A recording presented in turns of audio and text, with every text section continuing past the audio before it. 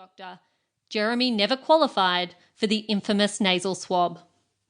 And so our pandemic plan went into action earlier than anticipated. My son was away with his grandmother at the beach, and we asked if he could stay there. We didn't want either of them exposed. Not seeing our little boy for weeks was genuinely tough. Jeremy stopped leaving the house at all and confined himself to our bedroom.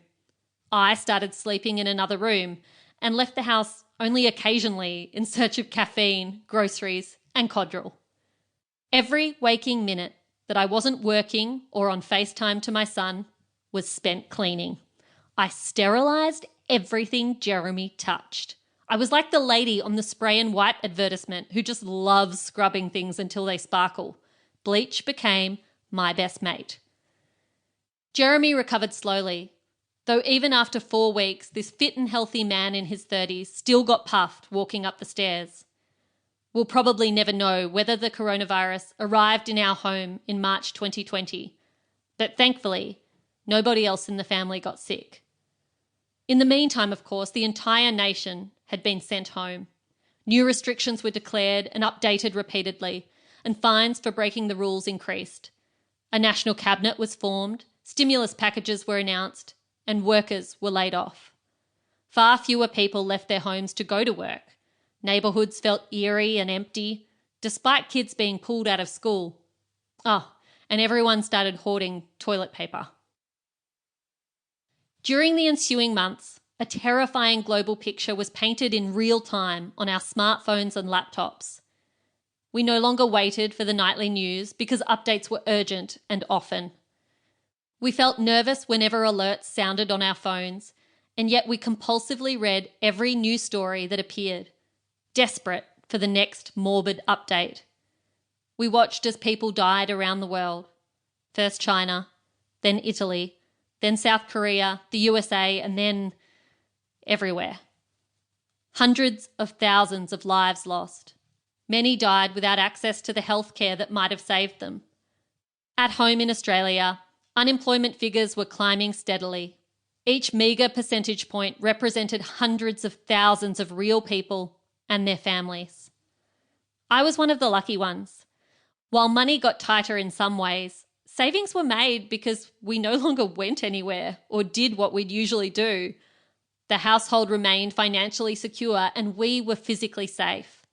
Family and friends experienced a different and more frightening new normal where changed economic circumstances left them questioning how they'd get by.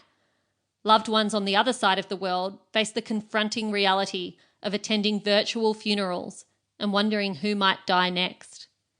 People living in developing countries or housed in close proximity in refugee camps had little to no chance of being able to physically distance. How do you prevent spread when there is one water source for every 20,000 people, and soap is a rarity? I'm a somewhat anxious person. My mum calls me a warrior, but I suspect that I found isolation easier than I otherwise might have because previous illness had left me stuck at home for long periods of time. Despite being a ferocious extrovert, I was used to the slower and quieter pace of life. I was busy with work, I felt safe in my home, and well, who was I to be upset and struggling? I wonder if you felt the same. Almost as if you were unworthy of fear and panic when there were others doing it far tougher. It's a strange sort of grief, anxiety over an undetermined future, and your heart hurting for people you would never, and now will never, meet. From the outset of the pandemic, I wanted to speak to my Nan. Her name was Margaret Mary Bowes, but everyone had known her as Peg. A mother of 3 children and grandmother to 9, Nan's life was shaped by the times she lived in. She was a clever child who skipped lots of grades and won scholarships.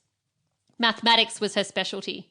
She could run off times tables up to and beyond 15 and worked in metrology during the war, which involved measurement and calibration. After getting married, Nan had to give up her job, but found work in a post office for a time. Once she had children, family became and remained her number one priority.